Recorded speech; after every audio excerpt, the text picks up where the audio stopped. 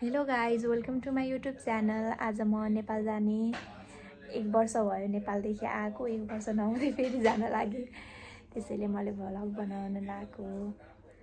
नेपाल चाहिँ किन जान लागेको भन्नुहुन्छ भने मेरो छोराको भिजा लाग्यो, त्यही भएर म अब छोरा लिन जाँदैछु।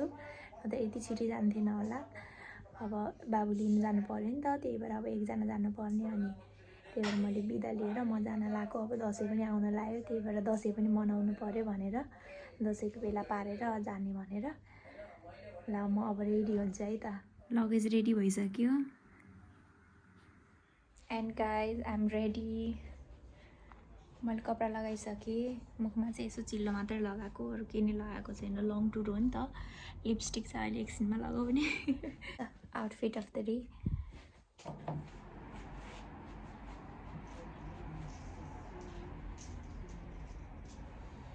अनि योसँग एउटा ब्याग हेर्नु। Check. This is my bag. Saya ढोका लाउनु पर्छ नि। And this is my dress. And this is my hubby, husband. I Ah, miss baby. you. I miss you.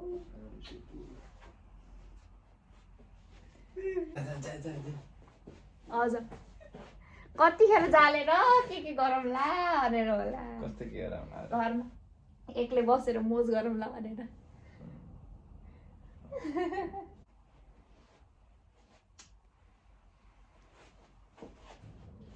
So guys, we are leaving. मेरो suitcase, म, मेरो बुढा।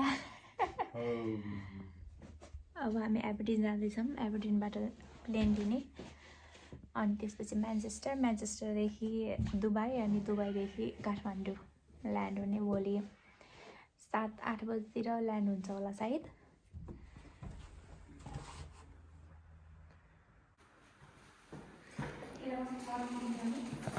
दैनिक उठा निकालेको चाहिँ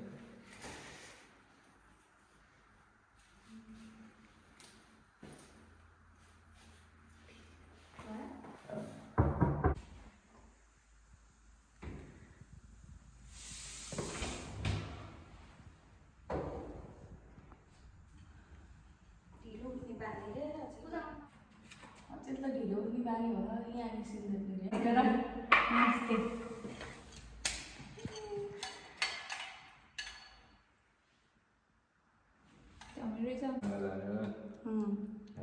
रमाइलो गर्नु, तन्न खानु, मेन कुरा लक हुन्छ, छोडिदिनु कहीँ राखिदिनु। नरुनु हामी छौँ यहाँ, रमाइलो गरौँला।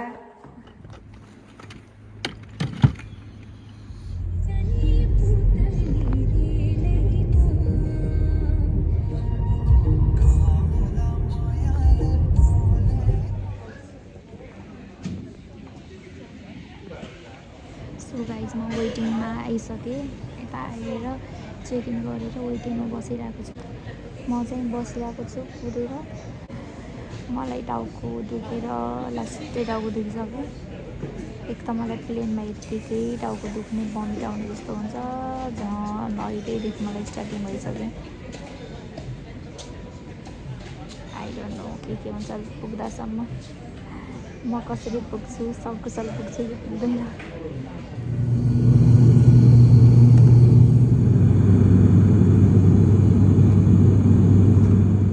म्यान्चेस्टर आइपुगेँ गाइस। यति गाह्रो भयो। अहिले मैले यहाँ डोरिटोस र मोन्स्टर किनेर खाइरहेको छु। एकदम टाउको दुखेर लास्टै भयो। औषधि पनि किनेँ, अनि यो पनि किनेर खाइरहेको छु।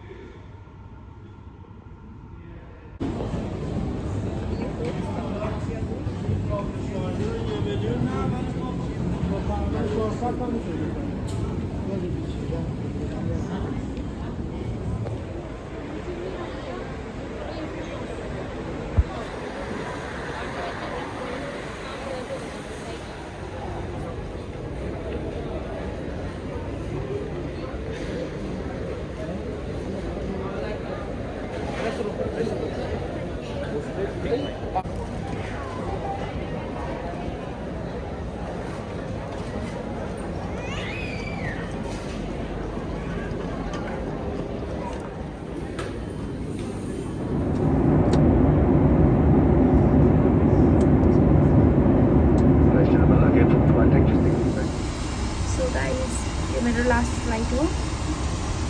अब म काठमाडौँ लास्ट फ्लाइट त नभएर म काठमाडौँदेखि फेरि जानु छ। अब चाहिँ म काठमाडौँ पुग्छु। अब 1 घन्टा देखाइरहेको छ। म टोयलेटमा आएर बोलिरहेको छु। ल गाइज म फाइनल्ली रुममा आइसकेँ।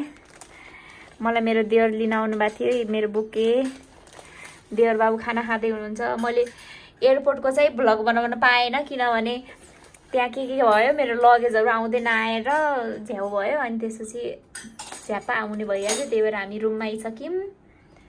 अब भोलि बिहानको फेरि फ्लाइट छ नेपालगञ्ज जाने यहाँदेखि।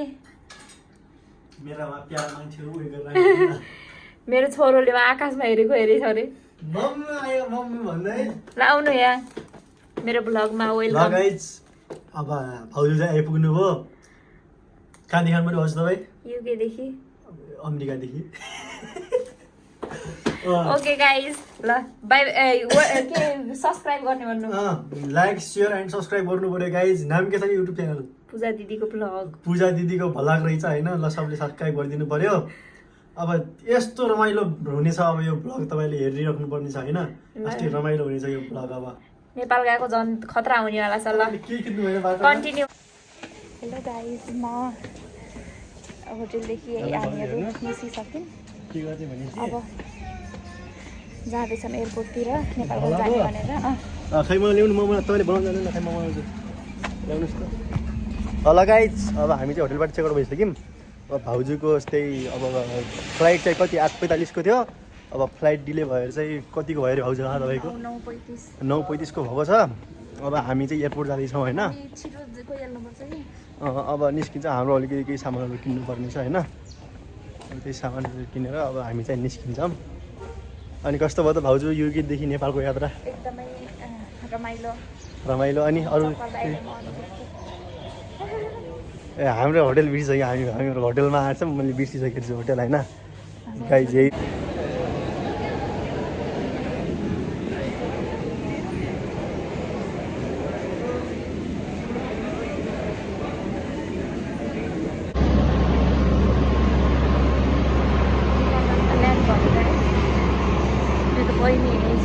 बहिनी आएको छ मलाई लिन। अब छोरा पनि आएको। छोरा उता टाढा छ अरे।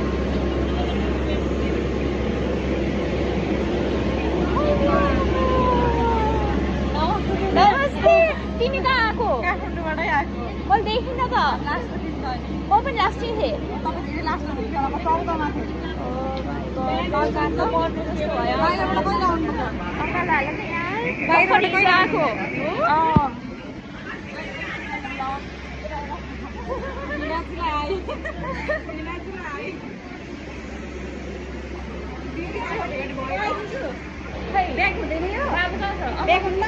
यसै गरेर बनाएर बस्यो टोकेर बनायो।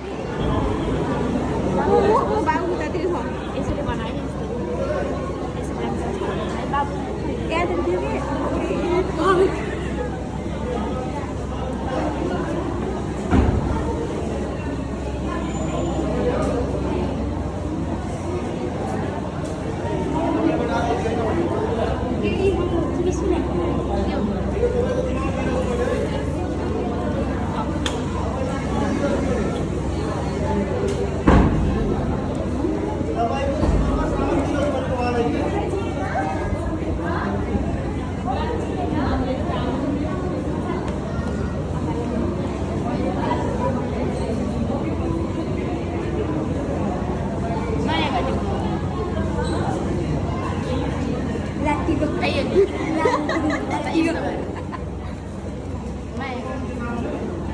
Tahu kau